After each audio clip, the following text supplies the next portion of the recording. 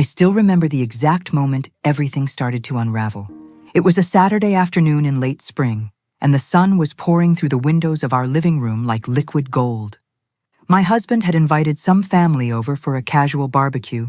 Nothing fancy, just burgers, laughter, and the kind of easy conversation that makes you forget about the weight of the world for a few hours. I was in the kitchen, arranging fruit on a platter, when I felt a small tug on the hem of my dress. I turned around, and there he was. A little boy, maybe 6 or 7 years old, with soft brown eyes and hair that curled just slightly at the edges. He was looking up at me with this shy, hopeful expression, like he wanted to say something but wasn't sure if he should. "Hi there," I said, crouching down to his level. "Are you having fun?" He nodded, then glanced toward the sliding glass door where my husband was flipping burgers on the grill. When he looked back at me, his voice came out in a small, tentative whisper. "Mom?" I froze. My smile stayed plastered on my face, but my brain stuttered like an old engine trying to turn over. Mom, I didn't have children. I'd wanted them, desperately. But after years of trying and one heartbreaking miscarriage, my husband and I had quietly stopped talking about it. "Oh, sweetie," I said, forcing a gentle laugh. "I think you've got me confused with someone else." But the boy didn't look confused. He just kept staring at me with those big, earnest eyes, like he was trying to tell me something he didn't have the words for. Before I could say anything else, one of the guests, a woman I'd only met once or twice, came over and scooped him up with an apologetic smile. "Sorry about that," she said. "Kids, you know, they say the darndest things." Everyone laughed. I laughed too, brushing it off as an innocent mistake. But when I glanced over at my husband, I saw something that made my stomach twist. His face had gone completely still. Not angry, not embarrassed, just frozen, like someone had pressed pause on him. And then, just as quickly, he smiled and went back to flipping burgers, like nothing had happened. I tried to shake it off. I told myself it was nothing. Kids mix up faces all the time. Maybe I looked like his mother. Maybe he was just confused. But that night, as I lay in bed next to my husband, listening to the rhythm of his breathing, I couldn't stop thinking about that moment. About the way the boy had said it, so soft, so certain, and about the way my husband's face had frozen, just for a second, before he forced that smile back into place. I didn't know it then, but that single word, Mom, was the first crack in the foundation of my life. And soon, everything I thought I knew would come crashing down around me. I met my husband, Daniel, 7 years ago at a mutual friend's wedding. I was 32 at the time, tired of the dating scene, and honestly starting to wonder if I'd ever find someone who felt like home. Daniel was different. He was quiet in a world full of loud men. He didn't try to impress me with grand gestures or rehearsed lines. He just listened. He asked questions. He made me feel seen. We dated for 2 years before he proposed. On a rainy Tuesday evening in our favorite little Italian restaurant, no fanfare, just him and me and a ring that fit perfectly. I cried, not because it was dramatic or Instagram-worthy, but because it felt real. It felt safe. Looking back now, I realize how little I actually knew about him. Daniel never talked much about his past. When I asked about his family, he'd shrug and say something vague like, "We're not really close," or "It's complicated." He told me his parents had passed away when he was young and that he didn't have any siblings. The only family he ever mentioned was a distant cousin, a woman named Clara who lived a few towns over. He'd visit her occasionally, always alone, always for just a few hours. I never questioned it. I thought I was being a good partner by giving him space, by not prying into wounds that clearly hadn't healed. I believed that love meant trusting someone, even when they didn't give you all the answers. But trust, I've learned, can be a dangerous thing when it's built on silence. There were small things, looking back, that should have made me pause. The late-night phone calls he'd take in the other room, his voice low and careful. The weekend trips he'd take every few months, always to visit Clara or handle family business. The way he kept his phone face down on the table, the way his passwords were always changing, the way he never, ever invited me to meet this mysterious cousin. I told myself it was nothing. I told myself I was being paranoid. After all, Daniel was a good husband. He worked hard. He came home every night. He kissed me goodbye every morning. He told me he loved me, and I believed him. I believed him because I wanted to. Because I'd spent so many years alone, and the idea of losing what we had was more terrifying than the idea that maybe, just maybe, I didn't know him as well as I thought. So I pushed the doubts down. I ignored the little voice in the back of my mind that whispered, "Something isn't right." I chose to believe in the version of him that I'd fallen in love with, the kind, quiet man who made me feel safe in a world that had always felt too sharp, too cold. But sometimes the stories we choose not to question become the ones that destroy us. After that day at the barbecue, the little boy started appearing more often. At first, I thought it was just coincidence. Daniel would mention that Clara was stopping by, and she'd bring her son along. He'd play quietly in the corner while the adults talked, always polite, always well-behaved. But I started noticing things, small things that didn't quite add up. The boy knew our house too well. He knew which drawer held the coloring books. He knew that the blue cup in the kitchen cabinet was his cup. He knew that Daniel liked his coffee black with 1 sugar, and he'd toddle over to remind him when he forgot. These weren't things a child picks up from a few casual visits. These were the habits of someone who'd spent a lot of time here. One afternoon, I was folding laundry when I heard the boy's voice drifting in from the backyard. "Dad, can you help me with this?" My hands stilled. "Dad." I walked to the window and saw Daniel crouch down, helping the boy tie his shoe, ruffling his hair with the kind of easy affection that comes from years of practice, not months. My heart started pounding. I told myself I'd misheard. Kids get confused. Maybe he called all the men in his life Dad. But when I brought it up to Daniel later that evening, his reaction told me everything. "Did you hear what he called you today?" I asked, trying to sound casual. Daniel's jaw tightened. "Who?" "Clara's son. He called you Dad." He laughed, but it sounded forced. "Kids say all kinds of things. You know how they are." "Do I?" I pressed, watching his face carefully. "Because he also seems to know an awful lot about our house." "About you." Daniel's eyes flickered, just for a second, with something I couldn't name. "Fear? Guilt?" Then he leaned over and kissed my forehead. "You're overthinking it, sweetheart. Clara and I are close. The kid's been around us a lot. That's all. But that wasn't all. I could feel it in the way he avoided my eyes, in the way he changed the subject a little too quickly, in the way he suddenly needed to take a work call even though it was 9 o'clock at night. I started paying closer attention after that. I noticed how Clara would glance at Daniel when she thought no one was looking, not with the casualness of a cousin, but with something softer, something almost sad. I noticed how Daniel would tense up whenever I asked questions about her. I noticed how the boy would gravitate toward him like a moth to a flame, and how Daniel would smile at him with a tenderness I'd never seen directed at anyone else. I wanted to confront him.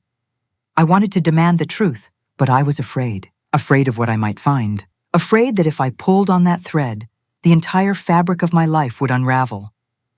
So I did what I'd always done. I swallowed my doubts and told myself I was imagining things. I told myself I was being paranoid, jealous, irrational. I told myself that love meant trust, and trust meant not asking too many questions. But late at night, when Daniel was asleep beside me, I would lie awake and stare at the ceiling, my mind spinning with questions I didn't want to answer. Who was this little boy, really? Why did he look at my husband like he was the center of his universe? And why, no matter how hard I tried, couldn't I shake the feeling that I was living in a house built on lies? I told myself I was imagining things until I saw the photo hidden in his wallet. It was a Tuesday night, unremarkable in every way except for what it would become. Daniel had come home late from work, exhausted, and collapsed onto the couch without even taking off his shoes. I'd made dinner, chicken and rice, nothing special, but he barely touched it. He mumbled something about a long day and headed upstairs to shower. I was cleaning up the kitchen when I noticed his wallet on the counter. It must have slipped out of his pocket when he'd tossed his jacket over the chair. I picked it up, intending to bring it upstairs, but as I did, it fell open and something slid out onto the floor. A photograph. I bent down to pick it up, and the world tilted. It was Daniel. Younger, maybe by 5 or 6 years, but unmistakably him. He was standing in front of a small house I didn't recognize. his arm wrapped around a woman I'd never seen before. She was pretty, dark hair, bright smile, holding a baby in her arms. And next to them, clutching Daniel's hand, was the little boy. The same boy who'd called me Mom. The same boy who knew our house like the back of his hand. My hand started to shake. I flipped the photo over. On the back in faded blue ink was a date, June 14th, 2018, the same year we got married. I stood there in the kitchen, staring at that photograph, and felt something inside me crack open. It wasn't anger, not yet. It was something colder, sharper, a kind of clarity that comes when you've been living in a fog and suddenly the air clears. Daniel had a family, another family, a wife or a partner or whatever she was, and 2 children, and he'd kept them hidden from me for years. I don't know how long I stood there. It could have been minutes or hours. Time felt strange, elastic. Eventually, I heard the shower turn off upstairs, and I tucked the photo back into his wallet with trembling fingers. I didn't confront him that night. I couldn't. I needed time to think, to process, to figure out what the hell I was going to do, but I couldn't sleep. I lay in bed next to him, listening to him breathe, and all I could think about was that photograph. The way he'd smiled in it, so open, so unguarded, the way he'd looked at that woman, at those children, like they were his whole world. Had he ever looked at me like that? Or had I always been the other woman, the one he kept in the dark while he lived his real life somewhere else? The next morning, I told Daniel I wasn't feeling well and stayed home from work. As soon as his car pulled out of the driveway, I grabbed my laptop and started searching. Clara's name, the address on the back of the photo, any piece of information I could find. It didn't take long. Social media is a ruthless truth-teller. I found Clara's profile within minutes. Her page was filled with photos of her children, 2 of them, just like in the photograph. And in nearly every picture, there was Daniel. Not tagged, not mentioned, but there, in the background, holding a child, smiling at the camera. I scrolled through years of photos. Birthday parties, Christmas mornings, beach vacations, a whole life, documented and shared with the world while I'd been sitting at home, believing I was his only family. My chest felt tight. My vision blurred. I wanted to scream, to throw the laptop across the room, to burn everything he'd ever given me. But I didn't. Instead, I sat there in the silence of our living room, surrounded by the life we'd built together, and let the truth wash over me like ice water. I wasn't his wife. I was his secret, and in that moment I realized I was never his only family. I didn't cry. I thought I would, but the tears wouldn't come. Maybe I was too shocked, maybe I was too angry, or maybe, deep down, some part of me had always known, and this was just the confirmation I'd been dreading. I waited for Daniel to come home that evening. I made dinner like I always did, set the table like I always did, poured him a glass of water and sat down across from him with a calm I didn't feel. "How was your day?" he asked, oblivious. "Interesting," I said, and slid the photograph across the table. His fork clattered against his plate. The color drained from his face. For a moment, he just stared at the photo, like he was trying to figure out how it had gotten there, how I'd found it. Then he looked up at me and I saw it. Guilt, panic, desperation. "Where did you—" "Your wallet," I said, my voice steady. "It fell, and so did your lies." He opened his mouth, closed it, opened it again. "I can explain. Can you?" I leaned back in my chair, crossing my arms. "Please, explain to me how you have 2 children I didn't know about. Explain to me how you've been living a double life for 7 years. Explain to me how you looked me in the eye every single day and lied. It's not—" He ran his hands through his hair, his voice breaking. "It's not what you think." "Then what is it, Daniel?" He was silent for a long moment. Then quietly he said, "Clara and we were together before I met you. We had the kids, but it didn't work out. We weren't married. It just fell apart. And you didn't think to mention this?" My voice was rising now, the calm cracking. "You didn't think I deserved to know that you had children? That you were still involved in their lives? I didn't want to lose you," he whispered. "I thought if you knew, you'd leave. You'd think I was too complicated, too broken. I thought I could keep them separate. I thought I could make it work." "Make what work?" I stood up, my chair scraping against the floor. "You didn't make anything work, Daniel. You built 2 lives on lies. You let me believe I was your family when all along I was just, what, a placeholder? A backup plan? No, he said desperately, reaching for my hand. You're not, I yanked my hand away. Don't touch me. He started crying then. Big, ugly sobs that shook his whole body. I'm sorry. I'm so sorry. I never meant to hurt you. I love you. I love you so much. But betrayal doesn't fade with tears. I grabbed my phone and called Clara. She answered on the third ring, her voice cautious. Hello? This is Daniel's wife, I said, my voice cold and clear. And I think we need to talk. There was a long silence. Then quietly she said, I didn't know he was married. What? I thought, her voice cracked, I thought you were his mistress. He told me you were just someone he worked with, that it wasn't serious. I thought, God, I thought I was the one he loved.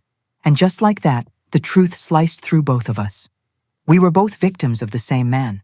We'd both been living parallel lies, spun by someone who thought he could have it all without ever paying the price. We talked for over an hour. She told me everything. How Daniel had been with her for 10 years. How he'd promised to marry her after their second child was born. How he'd always found excuses to delay. She told me how he'd visit on weekends, how he'd play with the kids, how he'd hold her at night and whisper promises he never kept. And I told her about my life. About the marriage I thought was real. About the future I thought we were building. About the miscarriage I'd mourned alone while he was probably with her, holding their healthy, beautiful children. By the end of the call, we weren't enemies. We were allies. If he could build 2 homes on lies, I'd make sure he lost them both in truth. I'm not a vengeful person by nature. I never have been. But there's a kind of clarity that comes with betrayal. A cold, sharp focus that cuts through all the noise and shows you exactly what needs to be done. I didn't file for divorce right away. First, I gathered evidence, photographs, bank statements, text messages I found buried in old email threads. I documented everything, every lie, every secret, every dollar he'd spent on his other family while telling me we needed to save money. Then I contacted a lawyer. A good one. The kind who doesn't mess around. When I finally filed for divorce, Daniel was blindsided. He begged, he pleaded. He promised to end things with Clara, to cut them off completely, to dedicate himself entirely to me. But I was done. You can't unring a bell. You can't unknow what you know. I sold our house, the one we'd bought together, the one I'd thought we'd grow old in, and split the assets right down the middle. Legally, cleanly, without mercy. His family found out. His friends found out. The colleagues he'd lied to for years found out. His carefully constructed double life crumbled like a house of cards in a hurricane. Clara, to her credit, stood her ground. She told him he wasn't welcome in their home anymore unless he could prove he was done lying. She told him their children deserved better than a father who treated people like chess pieces. She told him she'd thought she loved him, but what she'd really loved was the version of him he'd pretended to be. We even met for coffee once, Clara and I. It was strange, sitting across from the woman who'd shared the same man, the same lies, the same heartbreak, but there was a kind of solidarity in it too, a shared understanding that we'd both survived something most people couldn't imagine. Thank you, she said as we were leaving, for telling me the truth. I don't know how much longer I would have lived in the dark if you hadn't. Same to you, I said. We didn't become friends, but we didn't need to. We'd given each other something more important than friendship. We'd given each other freedom. Daniel's world collapsed. The job he'd built his reputation on started to crumble when word got out about his double life. Clients didn't trust him anymore. Partners didn't want to work with him. Respect, once lost, is almost impossible to rebuild. He tried to reach out a few times. Long, rambling emails full of apologies and excuses and desperate pleas for forgiveness. I deleted them without reading past the first line. I didn't owe him my pain, my anger, or my forgiveness. He wanted 2 lives. Now he has none. 3 months after the divorce was finalized, I received a package in the mail. There was no return address, but I recognized the handwriting on the envelope. Clara's. Inside was a drawing. Crayon on construction paper, the kind of art only a child can make. It was a picture of a house, a sun, and 3 stick figures holding hands. One of them had long hair and a big smile. At the bottom, in careful, uneven letters, were the words, Thank you, Mom. I stared at that drawing for a long time. I didn't understand it at first. Why would he call me that? Why would he thank me? Then I realized children see things we don't. They feel things we try to hide. That little boy had sensed something in me, some kindness, some warmth, some safety that he'd needed.